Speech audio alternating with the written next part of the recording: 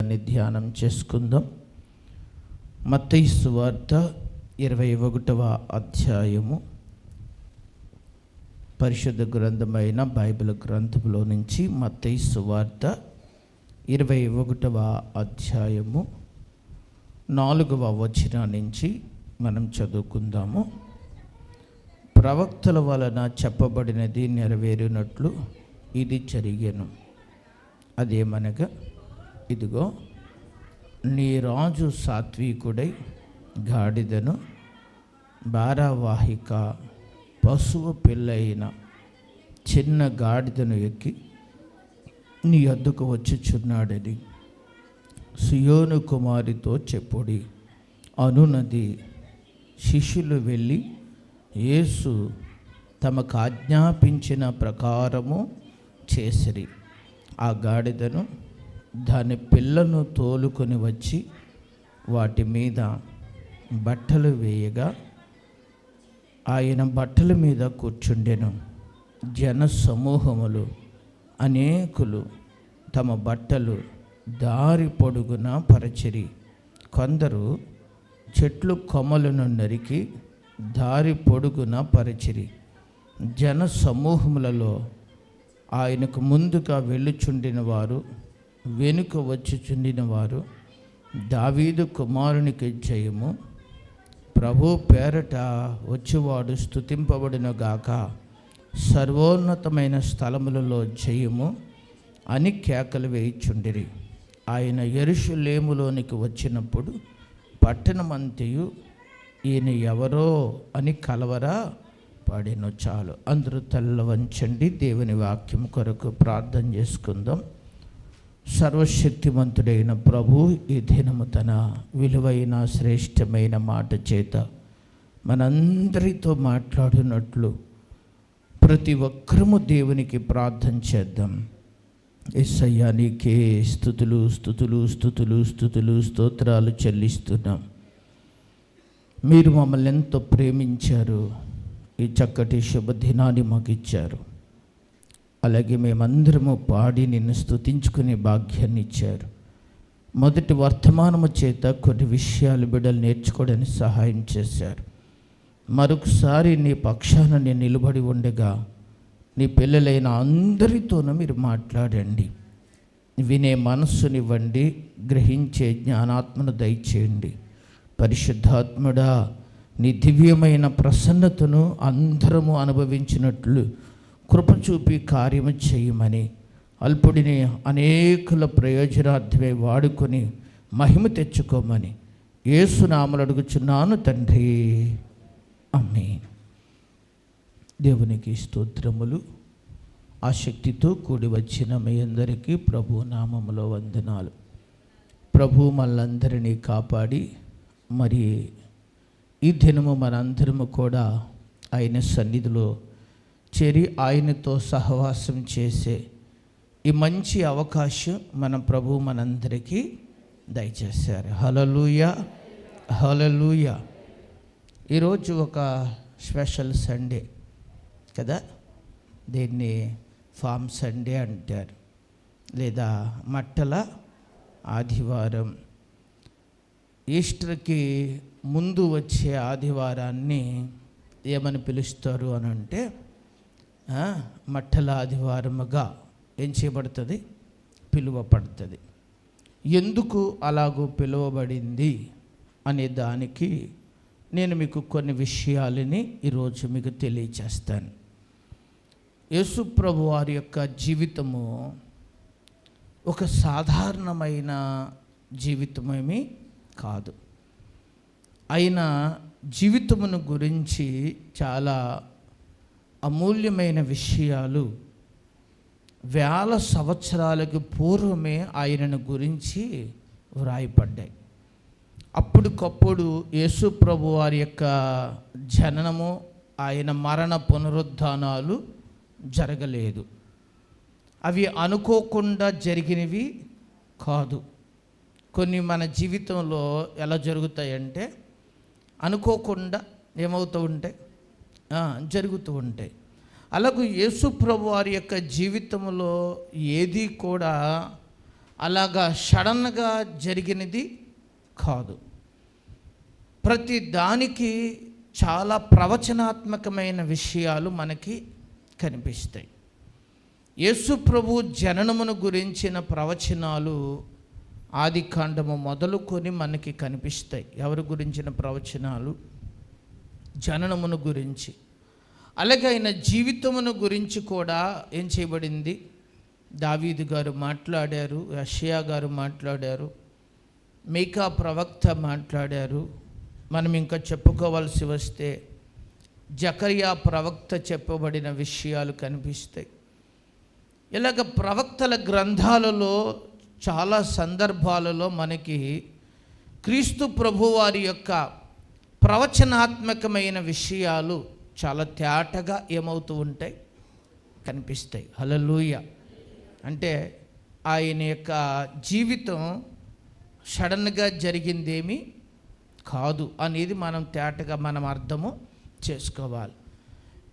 ఈ రోజుల్లో మనము జననమును గురించిన విషయాన్ని నేను ప్రస్తావన చేయాల్సిన అవసరం లేదు. ఈ రోజుల్లో ఉన్న విధానాన్ని బట్టి నేను ఒక ప్రాముఖ్యమైన విషయాన్ని గుర్తు చేయాలని ఆశపడుతున్నాను.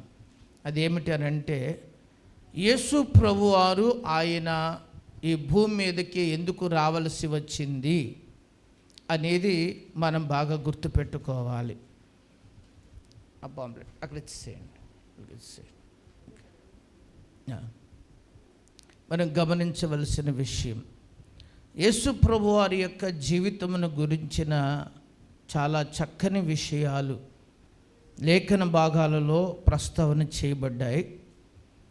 ముందే నేను చెప్పినట్లు ఆయన గురించి ఏది అనుకోకుండా ఏమవ్వలేదు, జరగల. ప్రవచనాత్మకంగానే విషయాలన్నీ ఏం చేయబడినవి? రాయపడ్డాయి. అలాగే ప్రభు ఈ లోకానికి రావడానికి ముఖ్య ఉద్దేశం ఏమిటి అనంటే, ప్రజలు దేవునికి విరుద్ధమైన పనులు చేసి దేవాలయమును సహితము ఏం చేశారు అనంటే వారు పాడు చేశారు. దేవాలయమును వారు అపవిత్రము చేశారు. దేవాలయము మనుషులు ఆనాడు వ్యాపారపట విల్లులాగా మార్చారు. దానిని దొంగల గుహగా ఏం చేయబడింది? ఉంచబడి. మందిరము పాడైపోయినప్పుడు దేవుడు చాలాసార్లు ప్రవక్తల చేత హెచ్చరికలు చేశాడు. ప్రజలు హెచ్చరికలను ఏం చేయలేదు, లెక్క చేయకపోతే సాక్షాత్తు దేవుడే ఆయన భూమి మీదకి ఏం చేయాల్సి వచ్చింది? రావాల్సి వచ్చింది. 33.5 సంవత్సరాలు ఆయన ఈ భూమి మీద జీవించి కామ క్రోధ మదమాత్సర్యములు లేని శ్రీమంతుడిగా పరిశుద్ధుడిగా ఆయన జీవించి ఆయన జీవిత ముగింపులో ఆయన ఏ పర్పస్ నిమిత్తమై పంపబడ్డాడో ఆ పనిని సంపూర్తి చేయవలసిన బాధ్యత ఆయన మీద ఉంది. అందుకనే ఆ పనిని జరిగించుట కొరకు ఆయన ఆయా సందర్భాలలో ముందుగా ప్రవచించబడినట్లు ఆ ప్రాంతాలను దర్శించటం మనం చూస్తూ ఉంటాం. దర్శించిన విధానములోనే ఆయన ఒక రోజున యెరూషలేము పట్టణానికి వస్తూ ఉన్నాడు. ఆయన యెరూషలేము పట్టణానికి వచ్చేటప్పుడు అంతకుముందు దినాన్న లాజరు అనబడిన వాడిని సమాధిలో ఉన్న అతనిని 4 రోజులు గడిచిపోయినప్పటికీ దేవాతి దేవుడు అతన్ని ఏం చేశాడో తెలుసా? ఆయన ప్రార్థన చేసి మరియా మార్తా వాళ్ళ సహోదరుడిన లాజరు తిరిగి లేపబడ్డాడు. లేచిన లాజరు యేసు ప్రభు వారితో కూర్చుని కూడా ఏం చేశాడు అని అంటే భోజనము చేశాడు. భోజనము చేసిన సందర్భాన్ని ప్రపంచమంతా ఆ దినాలలో ప్రజలందరికీ ప్రచురణ చేయబడింది. కాబట్టి ఆ ప్రజలందరూ కూడా చనిపోయిన లాజరు లేచాడంట, 3 రాత్రింపగళ్ళు సమాధిలో ఉన్నాడు, అతడు అసలు ఎలా బ్రతికాడు, అతని దేహం ఎందుకు కుళ్ళిపోలేదు, అతడు ఎందుకు కంపు కొట్టలేదు, అసలు అతడు నిజమేనంటావా అని వందలాది వేలాది మంది ప్రజలు తరలి ఏం చేస్తున్నారు? వస్తూ ఉన్నారు. అలా వచ్చారు, చూస్తున్నారు.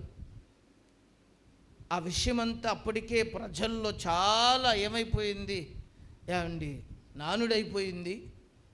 ఆ తర్వాత రోజున యేసు ప్రభు వారు అక్కడి నుంచి బయలుదేరి ఆయన యెరూషలేముకు వస్తూ ఉంటే, ఆయన ద్వారా ఇంకా అనేకమైన మేలులు పొందాలని, ఆయన ద్వారా అనేక కార్యాలు చవి చూడాలని ఇంకా విస్తారమైన ప్రజలు ఆయన వెనకాల ముందు చాలా తండోపులుగా ప్రజలు ఉన్నారు. హల్లెలూయా. అలాగ ఆయన నడుచుకుంటూ ఆయన ప్రయాణము సాగుతూ ఉంటే, జకరియా ప్రవక్త ప్రవచించినట్లుగా 9వ అధ్యాయము 9వ వచనములో ఇలా ప్రవచించబడిన మాట చూద్దాం, చూడండి. సియోను నివాసులారా బహుగా సంతోషించుడి, యెరూషలేము నివాసులారా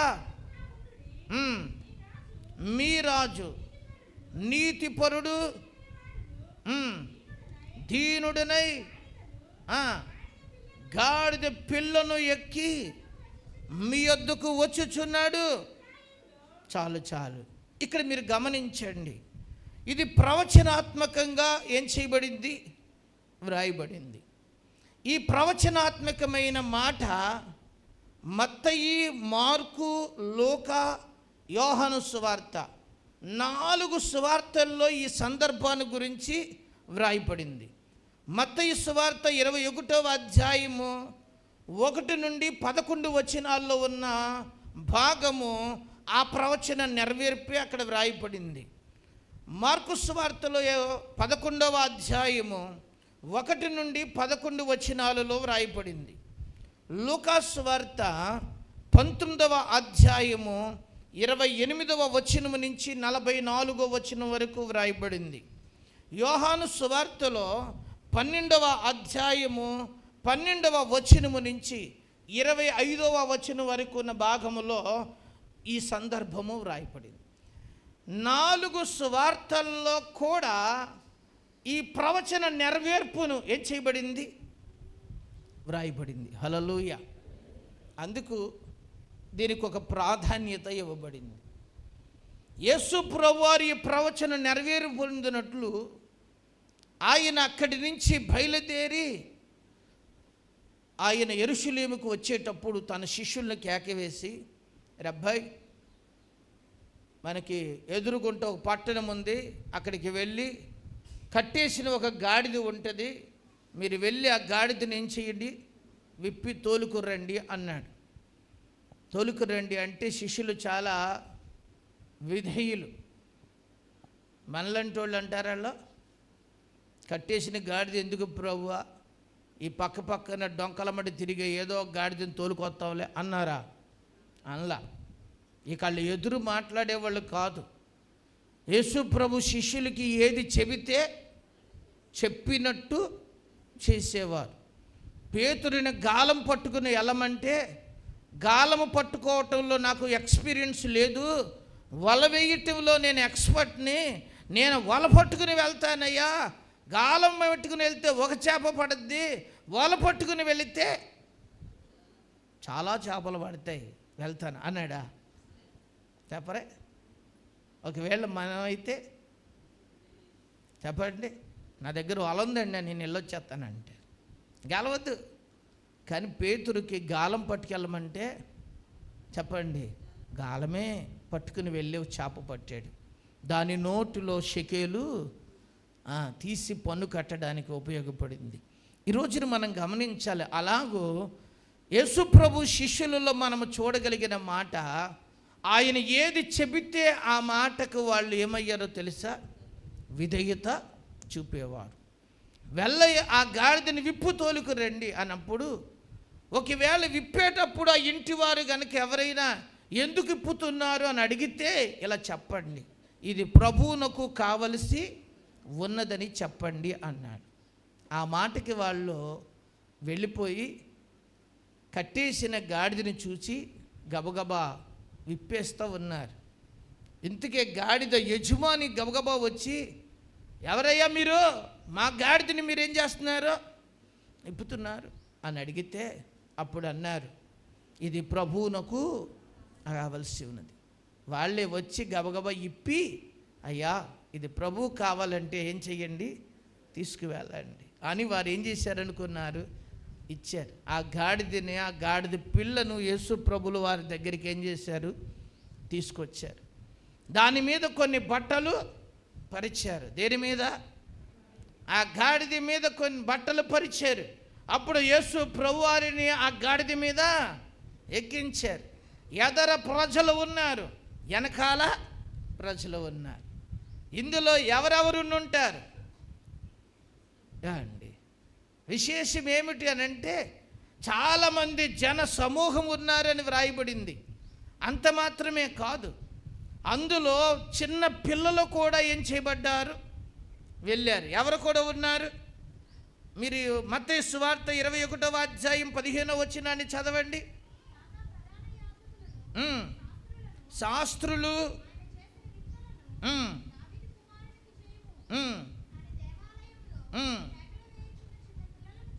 అది ఎవరంటే వాళ్ళు చెప్పండి.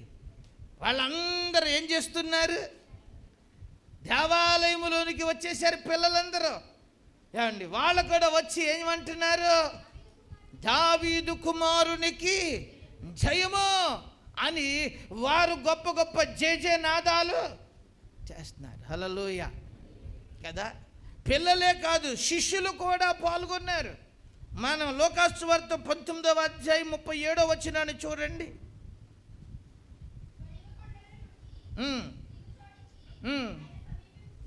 సమీపించుచున్నప్పుడు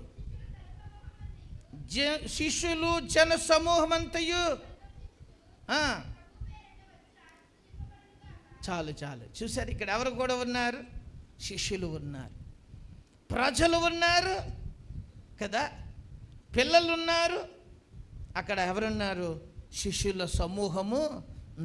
వీరందరూ కలిసి ఏం చేస్తున్నారు? దావీదు కుమారునికి జయము అండి, ప్రభువుకు జయము అని వారందరూ ఏం చేస్తున్నారో తెలుసా అండి? చక్కని ఖర్జూరపు మట్టలు పట్టుకొని వారు దేవునికి గొప్ప గొప్ప జయ నాదాలు చేయుచున్నారు. హల్లెలూయా. అందుకనే ఈ మట్టల ఆదివారం రోజున చాలామంది పిల్లలు ఆ మట్టకి మంచి డెకరేషన్ చేస్తారు. మనకి ఖర్జూరపు మట్టలు కనపడవు కానీ ఈత మట్టలు కనపడతాయి. ఆ ఈత మట్టకి కొన్ని పువ్వులు గుచ్చి, కొన్ని గులాబీ రేఖలు గుచ్చి ఏం చేస్తారు? పట్టుకొస్తారు. చర్చికి పట్టుకొచ్చేవాళ్ళు కొంతమంది, ఇంకా కొంతమంది ఏమో ఆ మట్టలు ఇచ్చుకున్న పిల్లలందరూ ఊరెగుతారన్నమాట. ఓ సన్న జై అని ఏం చేస్తారు చెప్పండి? యూదుల రాజుకే అది గొప్ప గొప్ప ఏం చేస్తూ ఉంటారు? సందడి అండి. జాగ్రత్తగా గమనించండి. అది ఇప్పుడు కాదు, ఎప్పుడు? అప్పుడు కూడా ఎవరున్నారు? అసలు ఆ పిల్లలకి ఏం తెలుసు? ఇంత సమూహము కలిసి ఆయన్ని స్తుతి గానాలాపన చేస్తుంటే, ఆ పండుగ దినాన్న యెరూషలేము దేవాలయంలోకి ఆయన వెళ్తూ ఉంటే, అక్కడున్న యాజకులు, ప్రధాన యాజకులు, ఆ సంఘంలో ఉన్న పెద్దలు, వీళ్ళందరికీ ఏం కలిగింది చెప్పండి? సంతోషమా? సంతోషం కాదు, అసూయ వచ్చేసింది వాళ్ళందరికీ. అదేంటిరా, నీ సంగతి మనకు తెలీదా? అసలు ఈయన ఎవడైనా వడ్లవాణి కాదా? వీళ్ళ సహోదరులు మనతో పాటు లేరా అని చెప్పి వారిలో ఒక ఏ భావన వచ్చింది చెప్పండి? చులకన భావన వచ్చి అంటారు, ఏమయ్యా ఏంటి పిల్లలేంటి, కేకలేంటి, అరుపులేంటి, ఒకసారి వీళ్ళందరినీ నోరు మూపించు అన్నారు. అప్పుడు అన్నాడు, మీకు లేఖనంలో రాయబడలేదా? చంటి పిల్లల స్తుతుల మీద దుర్గం ఏం చేయబడుతుంది? పెంచబడి ఉంటుందని లేదా అని ప్రభు ఆ దినాన్న వారికి ఏం చేశాడు చెప్పండి? ఆ బోధ చేసి తర్వాత అంటాడు, వీరు మౌనంగా ఉంటే ఈ రాళ్ళు ఏం చేస్తాయి? కేకలు వేస్తాయి. హల్లెలూయా. వీళ్ళు మౌనంగా ఉంటే రాళ్ళు ఏమేస్తాయంట, కేకలు వేస్తాయ్యా అని చెప్పినప్పుడు వారందరూ గొప్పగా ఏం చేస్తున్నారు చెప్పండి, ప్రభు నామాన్ని వారు ఘనపరుస్తున్నారు. హల్లెలూయా. ఈరోజు దేవుని పిల్లలు మనం ఇక్కడే కొన్ని పాఠాలు నేర్చుకుందాం. మనం నేర్చుకోవడానికి ముఖ్యంగా యేసు ప్రభు వారిని గురించి వ్రాయబడిన మాటలో మన మత్తయి సువార్తలో చదువుకున్న భాగంలో ఒక మాట ముఖ్యంగా అక్కడ ప్రస్తావన చేయబడింది కదా. 21వ అధ్యాయములో 5వ వచనములో చదివితే, ఇదిగో నీ రాజు సాత్వికుడై గాడిదను భారవాహనమైన పశువు పిల్లైన చిన్న గాడిదను ఎక్కి నీ వద్దకు వచ్చుచున్నాడు. ఏమెక్కాడంట? గాడిదను, గాడిద యొక్క పిల్ల. అక్కడ రాయబడిన మాట, ఇదిగో నీ రాజు సాత్వికుడై అనంది. నీ రాజు, ఈయన రాజుగా ఏమండి రాజ్యాధికారముతో గుర్రము మీద ఖడ్గము పట్టుకొని చేతిలో ఏమండి విల్లు పట్టుకుని ఒక శిక్ష విధించేటట్లుగా చంపేవాడిగా ఏమవ్వాలి, రావాలి. కానీ ఆయన అలా రాలా. ఆయన ఎలా వచ్చాడనుంది, అక్కడ మాట ఉంది, భారవాహిక పశువు పిల్లను చిన్న గాడిదని ఎక్కి నీ వద్దకు చిన్నాడు. ఏ రాజు ఈయన? ఇదిగో నీ రాజు. ఎవరు? అది. హల్లెలూయా. మన రాజు, మన ప్రభువు ఎవరు చెప్పండి? సాత్వికుడు. సాత్వికుడు. ఆయన సాత్వికుడు కనుక ఆయన గాడిద మీద ఎక్కి ప్రయాణము చేశాడు. ఆయన ఒక చెప్పండి రాజుగా ఈ లోకపు చక్రవర్తిగా అయితే గుర్రము మీద, రథం మీద ఖడ్గము, విల్లు, డాలు పట్టుకుని ప్రయాణము చేసింది. కానీ ఒక రోజున వస్తాడు గుర్రం మీద. ఎవరో? ఇప్పుడు గాడిద మీద వచ్చాడు, కానీ చెప్పండి తీర్పు రోజున దేని మీద వస్తాడు? ప్రకటన గ్రంథములో ఆ విషయాన్ని వ్రాయబడుతుంది. ఆయన గుర్రము మీద వచ్చి ఆయన అప్పుడు ఏం చేయబోతున్నాడు తెలుసా? తీర్పు తీర్చబోతున్నాడు. అందుకే దేవుని పిల్లలు మనం గుర్తుపెట్టుకోవాలి. ఇప్పుడు ఆయన మనల్ని రక్షించడానికి, మనల్ని విమోచించడానికి, మనల్ని కాపాడడానికి, మనల్ని పాపము నుంచి, శాపము నుంచి, దౌర్భాగ్య పరిస్థితులన్నిటిలోంచి విడిపించడానికి ఆయన దేవుడయుండి, ఆయన ఈ సమస్తమును సృజించిన వాడయుండి, సమస్తం మీద అధికారము కలిగిన వాడై ఉన్నప్పటికీ ఆయన దీనుడుగా, సాత్వికుడిగా తన్ను తాను ఏం చేసుకున్నాడు? గించుకున్నాడు. హల్లెలూయా. మనకున్న స్థితిలో కొంచెం తగ్గించుకోవాలంటే మనకి ఎలా ఉంటుంది చెప్పండి? ఎప్పుడు మోటార్ సైకిల్ మీద వెళ్ళే వాళ్ళని సైకిల్ మీద ఎక్కితే ఎలా ఉంటుంది పులపరాజు గారు? ఒకసారి అలాగే నేను సైకిల్ వేసుకెళ్ళా. నేను వేసుకెళ్తే పాస్టర్ గారు సైకిల్ తొక్కుతున్నారు అన్నాడు ఒకడు. ఇంకొకడు అన్నాడు ఒళ్ళు తగ్గుతున్నాడు అనుకుంటే ఈయన అన్నాడు. ఆధ్యాత్మిక ఇక్కడ. మరొకడు ఏమనుకుంటాడు అనుకున్నానంటే నేను ఈయన పని అయిపోయిందేమో అందుకునే ఎందుకుతున్నాడు. కిందకి దిగామనుకోండి మనుషులు ఎన్ని రకాలుగా ఏం చేస్తారు చెప్పండి? కామెంట్ చేస్తారు కదా. అందుకనే చాలామంది ఓ స్థాయికి వెళ్ళాక ఇంక కిందకి ఏమవ్వకూడదు చెప్పరే, దిగరు. దిగామంటే చెప్పండి ఎన్ని రకాలుగా మాట్లాడుకుంటారో. ఈరోజున మీకు గుర్తు చేస్తున్నాను, ఏ మనిషి తన జీవితంలోనైనా ఒక స్థాయి నుంచి మరింకొక ముఖ్యమైన స్థాయికి వెళ్ళాలని ఏమవుతారు? ఆశపడతాం. ఆ స్థాయి నుంచి ఒక అడుగు కిందకి దిగటం చాలా చాలా చెప్పండి సామాన్యమైన విషయము కాదు. ఈరోజు దేవుని పిల్లలు మరి గుర్తుపెట్టుకోండి, ఆయన సమస్తమును సృజించిన వాడయ్యుండి, సృష్టికర్త అయ్యుండి, ఆయన ఒక గాడిద పిల్ల మీద ఏమండి భారవాహకమైన గాడిద మీద ప్రయాణం చేయడానికి ఏమయ్యాడు ఆయన? హల్లెలూయా. సొలొమోను రాజు అయినప్పుడు దావీదు సొలొమోనును కూడా గాడిద మీద ఏం చేశాడో తెలుసా? ఊరేగింప చేశాడు.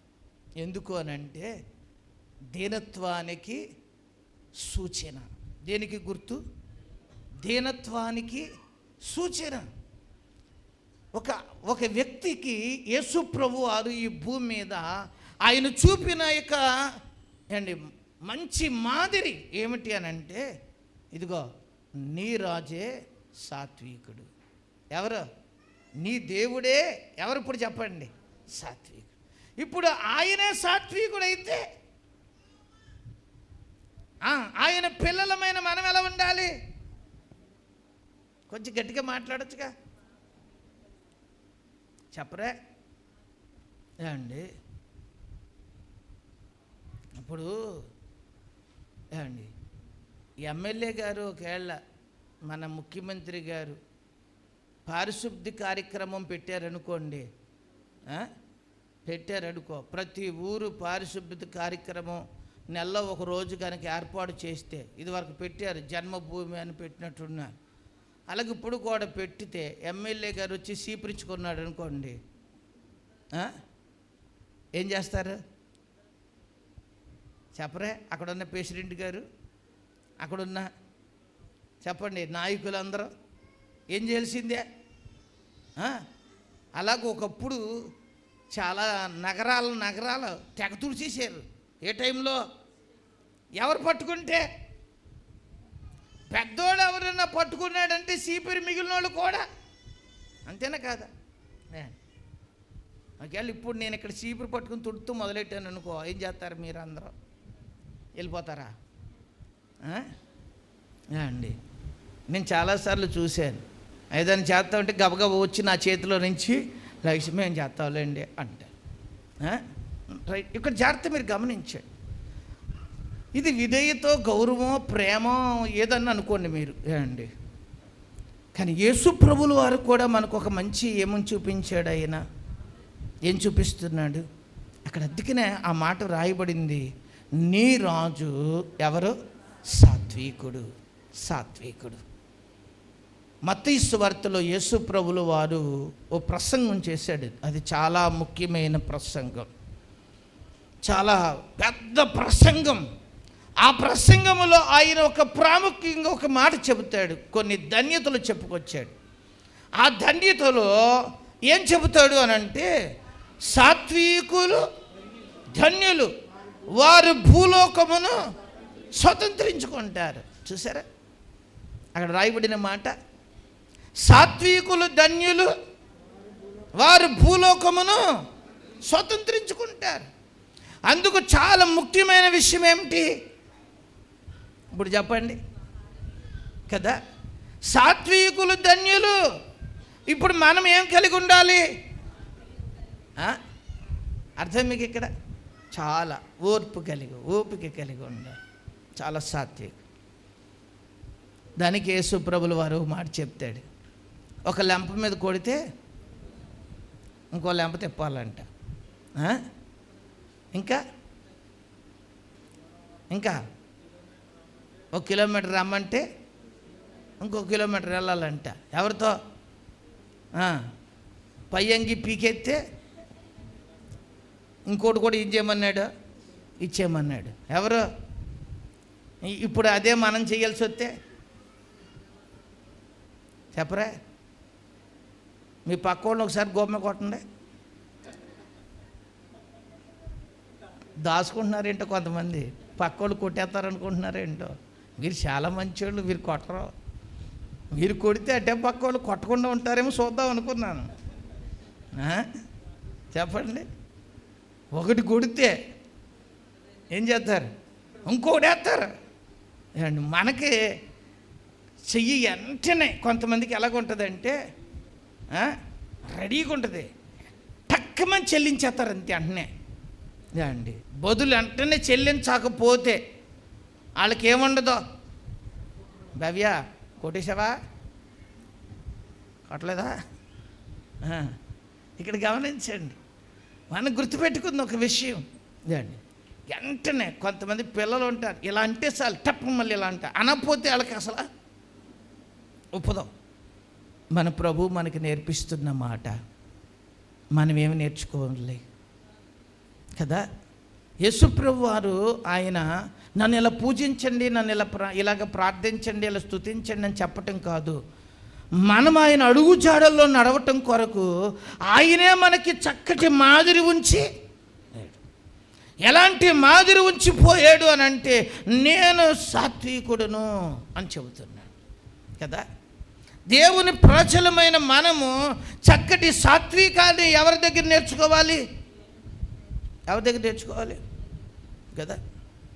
పౌలు గారు అంటారు, నేను యేసును పోలి నడుచుచున్నాను, మీరు నన్ను పోలి అన్నాడు. పౌలు గారు సౌలుగా ఉన్న దినాల్లో ఎలా ఉండేవాడు?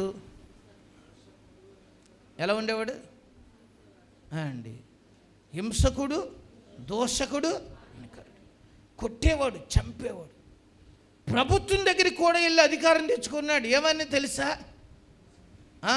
ప్రభువుని ఆరాధించే వారు ఎవరైతే కనపడతారో వారిని చంపడానికి కూడా నాకేమివ్వండి, పర్మిషన్ ఇవ్వండి అని తెచ్చుకున్నాడు.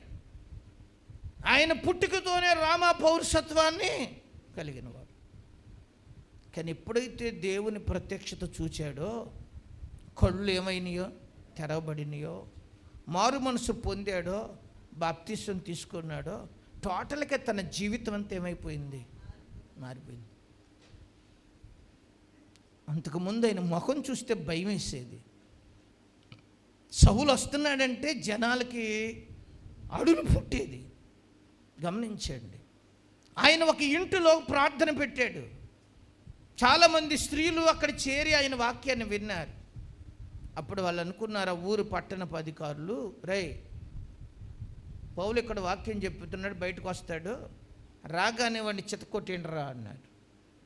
వాళ్ళ కొడతారనే సంగతి, చంపుతారనే సంగతి అక్కడున్న వారికి తెలిసి ఆ స్త్రీలు వెళ్ళి పౌలు గారికి చెప్పారు, అయ్యా నువ్వు బయటికి వెళ్తే నేను కొడతాను చూస్తున్నారయ్యా, ఇప్పుడు నువ్వు అలా వెళ్ళొద్దు అయ్యా, ఆ దారిలో వెళ్ళొద్దు, మా ఇల్లు గోడ మీద ఉంది కదా, ఈ గోడ మీద నుంచి కిటికీ గుండా నిన్ను బయట పక్కకి ఏం చేస్తాము, దింపేస్తాం, ఓ తట్టకి 3 తాళ్ళు కడతాము, తట్టలో నువ్వు కూర్చో, తాళ్ళు సాయంతో మేము నిన్ను బయట పక్కకి దింపేస్తాం, అప్పుడు అటు బయటికి వెళ్ళిపో అన్నాడు. కిటికీలు అంటే మనలాంటి కిటికీలు, ఇలాంటి డ్రిల్ ఉండవు, ఐరన్ డ్రిల్ ఉండవు, అలాంటి కిటికీలు కదా. అందుకని ఆ కిటికీలోంచి ఏం చేస్తామన్నారు. అప్పుడు ఈయన ఏమనాలి, అరే ప్రకాష్ ఏమంటారు నువ్వైతే, ఏంటి శాతగానే ఉండి అనుకున్నావా ఏంటి, మీ అందరూ ఆడవాళ్ళందరూ కలిసి తట్లో కూర్చోబెడితే కూర్చునే రకమా, నేను ఎంత సీపుగా కనపడ్డానా, అసలు నేను ఎవరినో తెలియదేమో వాళ్ళకి, నేను అసలు రామా ఏం కలిగినోడిని, పుట్టికతో వచ్చింది, నేను డబ్బిచ్చి కొనుక్కున్నది కూడా కాదు, నాకు అధికారం ఉంది అన్నాడా. ఒక్కసారి నా పాతోని చూపిస్తాను అన్నాడా. చెప్పండి, అలా చూపిస్తాను అనుకుంటే వాడు నిజంగా క్రైస్తవుడే కాదు. ఒకవేళ క్రైస్తవుల మీద దాడి చేయొచ్చు, కొన్ని హింసలు రావచ్చు. మన మధ్య ఏమండి పగడాల ప్రవీణ్ గారి యొక్క జీవితం, ఆయన యొక్క మరణాన్ని మనం చూసాం చాలాసార్లు. కొంతమంది సేవకులు వాళ్ళ కోపం కట్టలు తెగిపోయి ఆవేశంలో ఏం మాట్లాడాలో పాపం వాళ్ళకి ఏం అవ్వలేదు, అర్థం అవ్వలా. అందులో మా సీనియర్ వాడు జాన్ బెన్నీ అంటాడు, ఇది వరకట్టుగా వాడిని నేను అయితే నిజంగా ఇదివరకు గోండయ్యాడు, నేను ఇదివరకులాగా ఉంటే ఇప్పుడు మళ్ళీ ఇదివరకులాగా మారిపోయి కత్తిచ్చుకుని ఓసకొచ్చేతనంటున్నాడు. ఎవరిని వాళ్ళు మీరు జాగ్రత్తగా గమనించి, కొన్నిసార్లు కొంత ఆవేశాలకు ఏమైపోతూ ఉంటారు, కొంతమంది గురైపోతూ ఉంటారు. కానీ యేసుప్రభు వారు ఎప్పుడూ అలాంటి ఆవేశాలకి ఏమవ్వలేదు. అది దేవుని పిల్లలకి తగిన విధానమే కాదు. మనం ఊరుకుంటే చాలు, దేవుడు చేయగలిగిన కార్యము చేస్తాడు.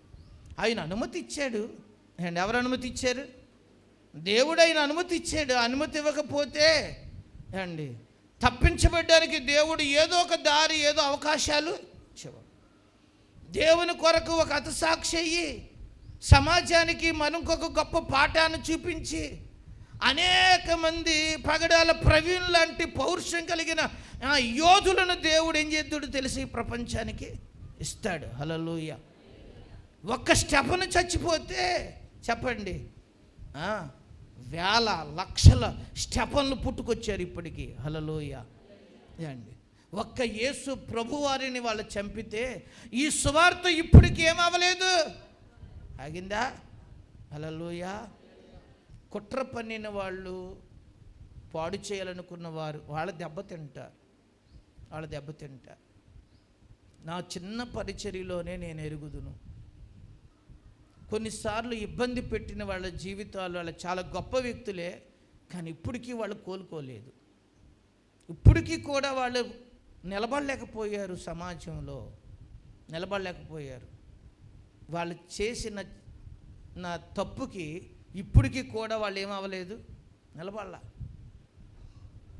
కాబట్టి మనం పంతాలకు వెళ్ళాల్సిన అవసరము లేదు. మనం ఊరుకుంటే చాలు, మన మౌనంగా ఉంటే చాలు, ఆయనే తన కార్యాన్ని. హల్లెలూయా. సౌలు జీవితంలో ఏమండి పౌలుగా మారిన తర్వాత తాను ఎప్పుడూ పాత స్వభావాన్ని ఏం చేసుకోలేదు, చేసుకోలేదు. ఆ మూర్ఖత్వం, అహంకారత్వాన్ని కలిగలేడు. ఒకటే చెప్పాడు, నేను క్రీస్తును పోలి నడుచుచున్నాను, మీరు నన్ను పోలి. అపోస్తులు చెప్పలేని అద్భుతమైన సాక్ష్యాన్ని సమాజానికి చెప్పగలిగాడు. హల్లెలూయా. ఈరోజు నేను అదే గుర్తు చేస్తున్నాను మీకు. మన ప్రభువు మనకి నేర్పించింది ఒకటే. ఆయన యెరూషలేము దేవాలయములో అడుగుపెట్టినప్పుడు, ఇదిగో నీ రాజు సాత్వికుడై గాడిద మీద భారవాహనపు పశు పిల్లను చిన్న గాడిదనెక్కి నీ వద్దకు చిన్నాడు. యెరూషలేములో జరుగుతున్న ఆ వేడుకకు కొన్ని వేల మంది వచ్చేవాళ్ళు, కానీ ఆ రోజున కొన్ని లక్షల మంది ప్రజలు అక్కడికి వచ్చారు. ఎవరి కొరకు? ప్రభు కొరకు. ప్రభువుని ఘనపరచుటకు, ప్రభువుని మహిమపరచుటకు, ప్రభు చేత కొన్ని కార్యాలు చూచుట కొరకు, ప్రభువుని తాకి ప్రభువుతో ప్రార్థన చేపించుకుని కొన్ని అద్భుతాలు చవి చూడాలని రకరకాల వ్యాధి కలిగిన వ్యక్తులు తండోపులుగా మందిరానికి వచ్చారు కదా. కానీ ఆయన అక్కడ ఎలా ప్రవర్తించాడు? సాత్వికంగానే. ఇదిగో నా మందిరము ప్రార్థనా మందిరం, మీరు దీనిని దొంగల గుహగా చేశారు. దీన్ని ఎలా చేశారు? దొంగల గుహగా చేశారయ్యా. నా మందిరం ఇది. ఏ మందిరము? దీన్ని వ్యాపారపు ఇల్లుగా చేశారు. పావురాలు అమ్మేటట్లు చేసుకున్నారు, గొర్రెలు అమ్ముకునేటట్లు చేశారు, రోకలు మార్చేటట్లు చేశారు ఈ మందిరాన్ని. ఈ మందిరం అలా ఉండటం కాదు, ఇది ఏమనిపించబడాలి? ప్రార్థనా మందిరంగా ఉండాలి. మీరు దీన్ని ఎలాగేం చేశారు అని ఎవరు మాట్లాడుతున్నారు? ఆయన అలా మాట్లాడక్కర్లా. ఆయన ఒక్క మాట చెబితే చాలు. ఏమన్నా తెలుసా? మొత్తం ఈ పెద్దలందరూ తగలడిపోను గాక అంటే చెప్పండి.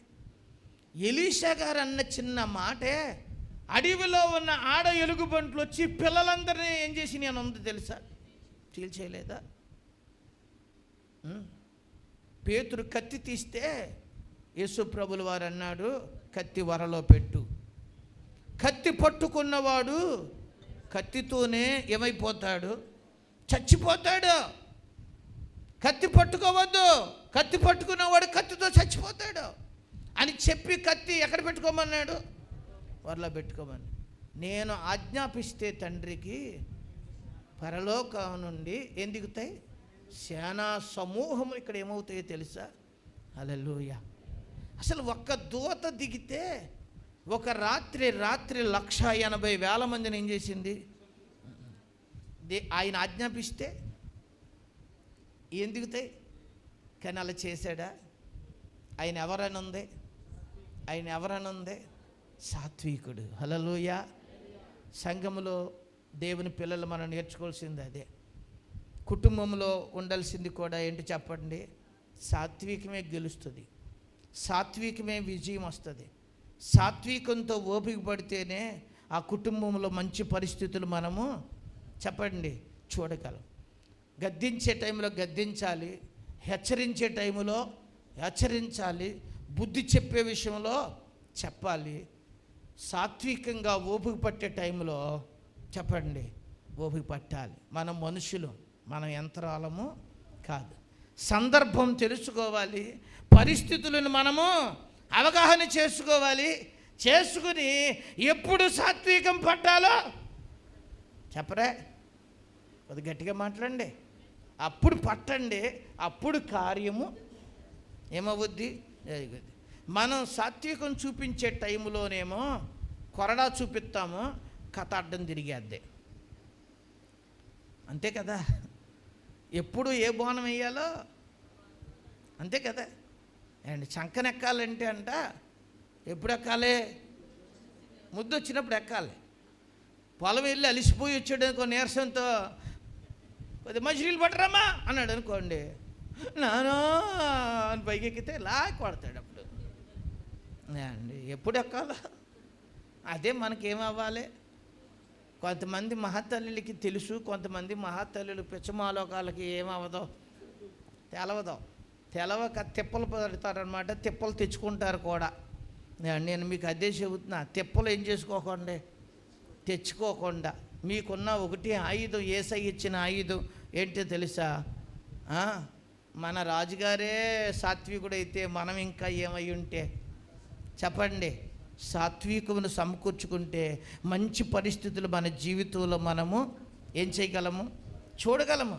అదే జకరియా గ్రంథంలో 9వ అధ్యాయం 9వ వచనంలో అక్కడ రాయబడిన ప్రవచనాత్మకమైన విషయాన్ని ఒకసారి మరలా చదువుదాం. అక్కడ మరి కొన్ని విషయాలు రాస్తారు, చూద్దాం.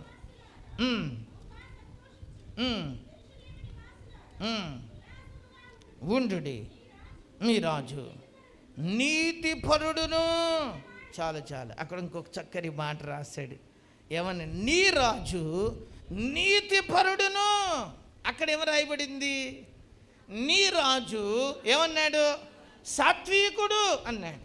ఇక్కడ ఇంకొక మాట, నీ రాజు ఎవరు? నీతిపరుడు.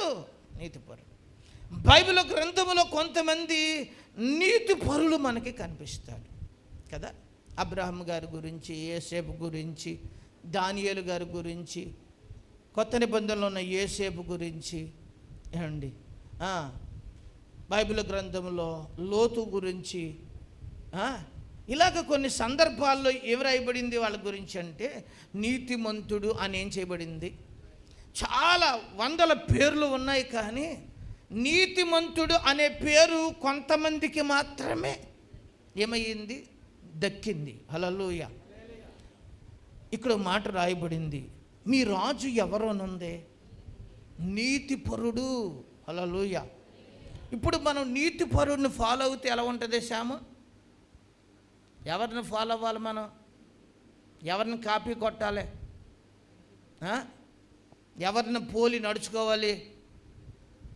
చెప్పండి, ఎవరిని పోలి?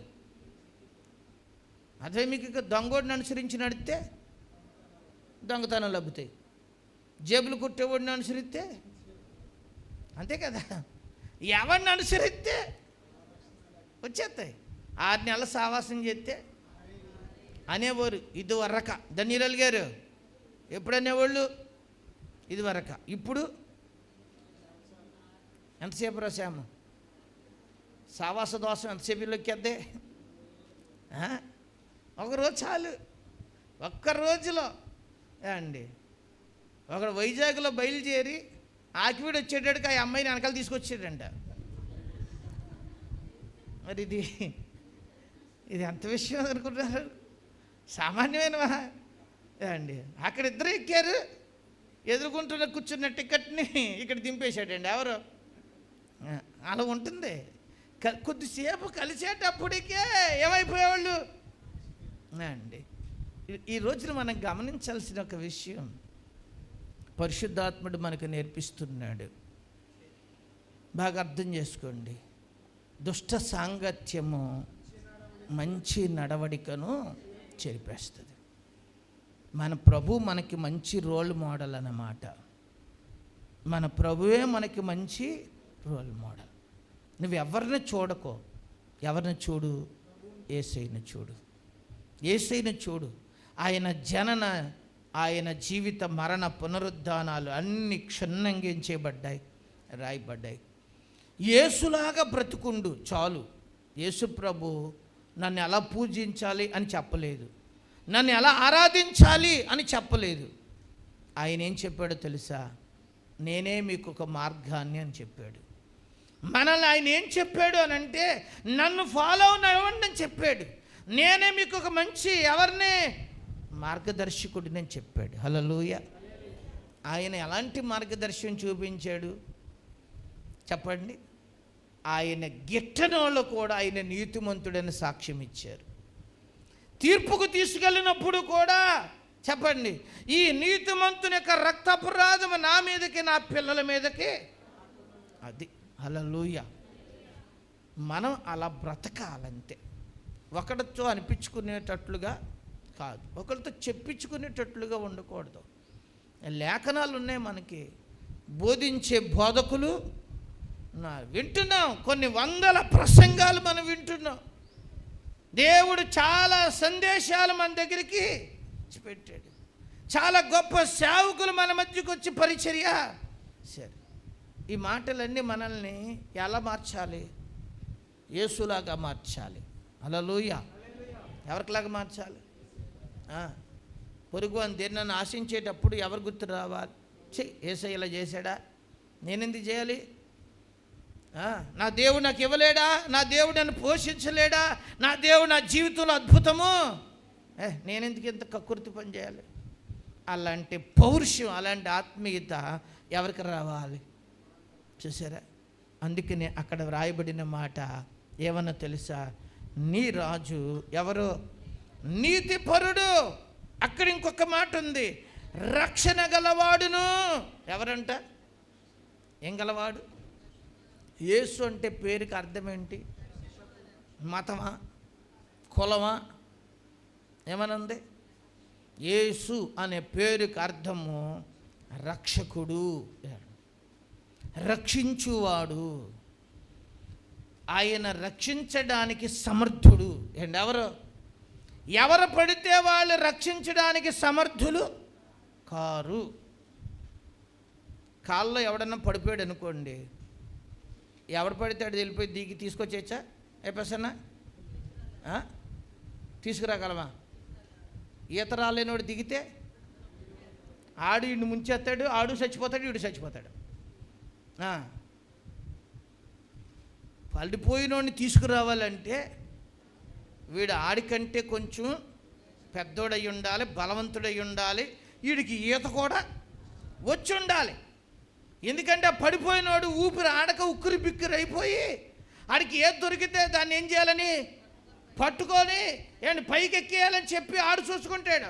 ఆడు ఆ కంగారులో ఏం చేస్తాడో తెలీదు. ఎవరు దిగునోడు కొంచెం స్టామినా ఉంటే, ఈత వచ్చి ఉంటే చెప్పండి, కొంచెం ధైర్యం ఉంటే ఒక జుట్టో కాలరో పట్టుకుని ఈదుకుంటే ఏం చేస్తాడు? లాక్కొస్తాడు.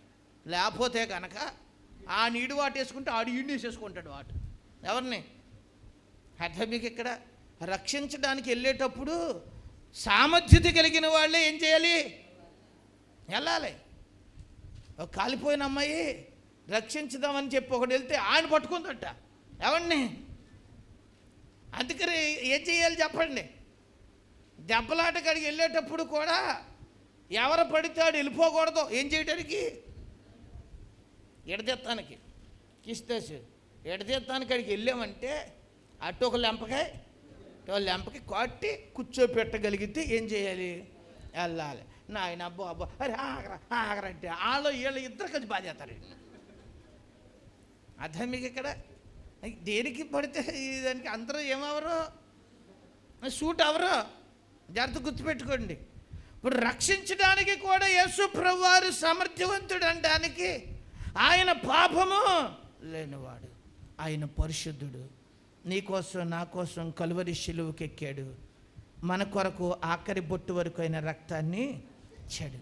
పాపి అనే పేరు ఆయన పెట్టుకొని దేవుని నీతి అనే పేరు మనకిచ్చి ఏం చేశాడు చెప్పండి? మనందరినీ పాపం అనే బానిసత్వం నుంచి ఇచ్చాడు. హల్లెలూయా. మనల్ని బంధకముల నుంచి విడిపించగలిగిన వాడు, కష్టముల నుంచి రక్షించగలిగిన వాడు, వ్యాధుల నుండి రక్షించగలిగిన వాడు, ప్రతి పాపము నుండి హల్లెలూయా రక్షించగలిగిన ఎవరైనా ఎవడు. అందుకని అక్కడ మాట రాస్తున్నాడు ఏమని? నీ రాజు సాత్వికుడు, నీ రాజు నీతిపరుడు, నీ రాజు రక్షణ గలవాడు. ఎవరంట మన రాజు? ఎవరు? రక్షించగలిగిన సమర్థుడు. ఇంకొక మాట ఉంది అక్కడే, ఏమనుంది? నీ రాజు దీనుడునై. ఎవరంట ఆయన? ఎలాంటి దీనుడు? ఎంత దీనుడు? పిలిపి పత్రిక రాసి ఉంటుంది కదా, ఏమండి? ఎంత దీనుడైనా ఎంతగా తన్ను తాను రిక్తునిగా ఇసుకొని ఏమండి శిలువ మరణము పొందినంత విధేయత పెంచి ఏమండి ఆయన అంతగా ఏం చేసుకున్నాడు తెలుసా? ఇచ్చుకున్నాడు. హల్లెలూయా. ఆయనలో ఎంత దీనత్వం కనిపించుద్దో. దేవునితో సమముగా ఉండాల్సిన వాడు అంత గొప్ప భాగ్యాన్ని విడిచిపెట్టకూడదు అనుకోలేదంట. అది అంతటిని విడిచిపెట్టుకొని రిక్తునిగా ఏమయ్యాడు చెప్పండి? చెడు. హల్లెలూయా. యేసు దేవుడు మనకి చూపిన మరొక చక్కటి మాదిరి. ఆయన లాంటి చెప్పండి దీనత్వం కావాలి. ఆత్మ విషయమై దీనులైన వారు ధన్యులు అని ఎక్కడ రాయబడింది? అదే మత్తయి సువార్త 5వ అధ్యాయంలో రాస్తాడు. అండి పరలోక రాజ్యము ఎవరిది? మరిదే. పరలోక రాజ్యమును ఎవరు స్వతంత్రించుకుంటారు? పరలోక రాజ్యములో ఎవరు ప్రవేశిస్తారు?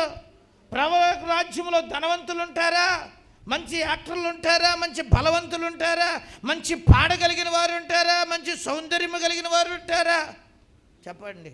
గొప్ప జనాకర్షణ ఉన్నోళ్ళు ఉంటారంటే ఉండరు. అక్కడ ఫస్ట్ చూస్తే మనకి దీనులు ఉంటారు. హల్లెలూయా. దీనత్వం కలిగిన వారు ఉంటారు, తగ్గించుకున్న వాళ్ళు ఉంటారు, తుడుచుకుని వెళ్ళిపోయిన వాళ్ళు ఉంటారు. హల్లెలూయా. ఈరోజు మీరు గుర్తుపెట్టుకోండి, మన జీవితంలో మనం అర్థం చేసుకుందాం. వాక్యం ఇక్కడ అదే మనకి తేటగా తెలియచేస్తుంది. మనము చక్కటి ఏం కలిగి ఉండాలి? దీనత్వం కలిగి. యేసు ప్రభులు వారు మనకిచ్చిన గొప్ప సందేశం ఏంటో తెలుసా? ఆయన ఎలాగూ ఎక్కడ అడుగు పెట్టాడు? ఆయన చెప్పండి. ఎలాగూ? మన రాజు సాత్వికుడు, నీతిపరుడు, రక్షణ గలవాడు, ధీరుడుగా ఆయన యెరూషలేములో ఏం పెట్టాడు చెప్పండి? పెట్టాడు. అడుగుపెట్టి ఆయన యెరూషలేములో గొప్ప కార్యాలు చేశాడు. సంఘ సంస్కరణ చేశాడు. సంఘములో ఏం చెప్పాడు చెప్పండి? ఒక మంచి సందేశాన్ని ఇచ్చాడు. నా మందిరము ప్రార్థన ఏమనబడాలి? మీరు దీన్ని ఎలా చేయడానికి వీల్లేదు, చేయడానికి వీల్లేదు. ఈ అవసరమైతే ఈ దేవాలయాన్ని పడగొట్టి 3 దినములలో నేనేం చేస్తాను? చేతులతో కట్టబడే మందిరము కాదు, అలాంటి మందిరం నేనేం చేస్తాను? వీళ్ళకేమో మందిరం అంటే చెప్పండి మామూలు పెచ్చ కాదు. మేము ఎన్నో సంవత్సరాల నుంచి ఎంతోమంది దగ్గర గొప్ప డొనేషన్ పోగొట్టి ఏం చేసామేమో. అప్పుడు కోరేసి కాలంలో కట్టాడు మందిరం, ఇప్పుడు ఏ రోజు కాలంలో మేము మందిరం ఏం చేసుకున్నాం? ఇన్ని సంవత్సరాలు ఎంత కష్టపడి ఇంత అందంగా ఇంత రూపురేఖలతో చుట్టుపక్కల ప్రాంతాలు చుట్టుపక్కల దేశాలు ఎక్కడ లేని గొప్ప మందిరం ఇక్కడ ఏం చేసామేమో. మా మందిరం చాలా రిచ్ మందిరం. ఏ మందిరం? మందిరంలో దేవుడు ఉంటాడా? సమరయ స్త్రీ అందే, అయ్యా మేము కూడా ఆరాధనకి వెళ్తాము. ఎక్కడికి వెళ్తాము? ఆ కొండకాడికి వెళ్తామయ్యా, అక్కడ మేమేం చేసుకుంటాం దేవుడిని. అక్కడ కదమ్మా, ఇప్పుడు ఆత్మతోనూ సత్యముతోనూ ఆరాధించుకునే కాలం వచ్చింది. అక్కడికి వెళ్తే కాదు. ఎక్కడున్నాడు దేవుడు? మన మధ్యలోనే, మనలోనే. హల్లెలూయా. అర్థం మీకు ఇక్కడ ఏమండి? ఈ కట్టడాల్లో, ఈ గోడల్లో ఎవరు లేరు? లేడు. ఈ నేలలో ఎవరు లేరు? లేడు. కొంతమంది ఈ నేల మీదే దేవుడు ఉన్నాడు అనుకుని కొంతమంది నేలెట్టేసుకుంటారు, కొంతమంది నేల నాకేస్తారు. ఎక్కడ అర్థం మీకు ఇక్కడ? కొన్ని దేవాలయాల్లోకి వెళ్తే ఇక ఆ దేవాలయంకు చూసి ఏం పెట్టేస్తారు? దండం పెట్టేస్తారు. ఈ కూడా అక్కడ లేదు, మన మధ్యలోనే ఎవరున్నారు. హల్లెలూయా. కట్టడాల్లో ఉండేవాడు కాదు దేవుడు. ఎక్కడుండేవాడు? మనతో ఉండేవాడు, మనలోన. హల్లెలూయా. మనం ఎందుకు ఇలాగ చర్చిలో కూడుకోవాలి అని అంటే అండి, ఈ సందేశం మీ ఇంటికాడ ఉంటే దొరకదు. దొరుకుద్దా?